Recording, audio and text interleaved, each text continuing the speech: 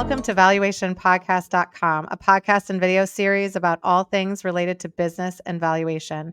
My name is Melissa Gragg, and I'm a financial mediator and business valuation expert in St. Louis, Missouri. In this episode, we're going to be talking with Jose Berlanga, and he's a real estate investor, author, and speaker.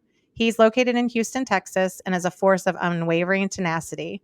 Today, we're going to talk about hiring for impact and parallel leadership, which Anna kind of just created right now. And it's an interesting concept that we're going to talk about.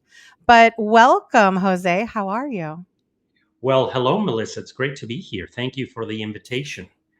Tell us, what this impact and why we should be focused on people right now, because I don't know. I think we're getting distracted.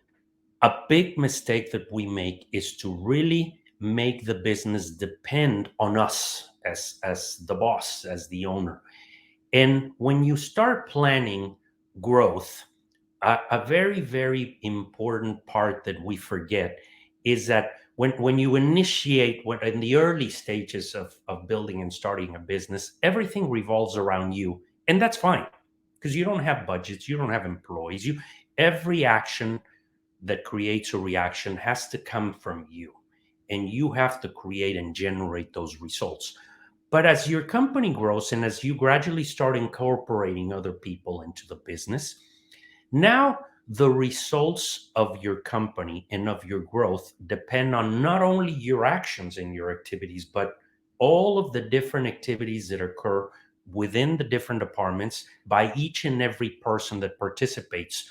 So, how do I create that balance in paying attention to what everybody else is doing without burning out and micromanaging every little detail as they're occurring? So it's a very delicate balance as of passing on responsibilities. I remember pretty much, which particularly my expertise, my career has been not taking over large companies or running large companies, but has been starting companies from the ground up. So I'm very familiar from the perspective of starting by yourself when you're everything, and then you have a second person where I always say, well, when do you find that first initial employee, and what should they be in charge of?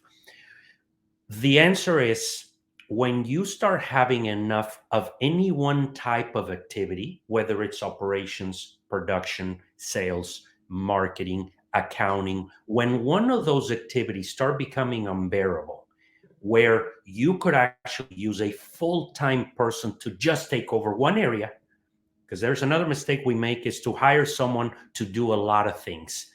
Horrible decision to hire someone to assist you in multiple areas of the business. Big mistake.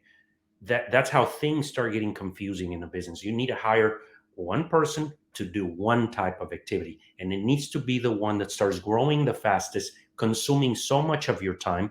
But at the same time, it needs to be one of the activities that you dread doing yourself, that you're particularly not very good at and that you don't enjoy doing very much, so you can start enjoying your business a little more as you grow.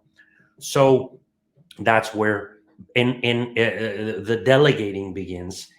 And when you start making those small steps of delegating, recommendation is to be extremely specific into what each and every person needs to be doing. The worst thing we can do is be vague in in giving someone accountability to do an array of things. It needs to be one area of the business with one specific task.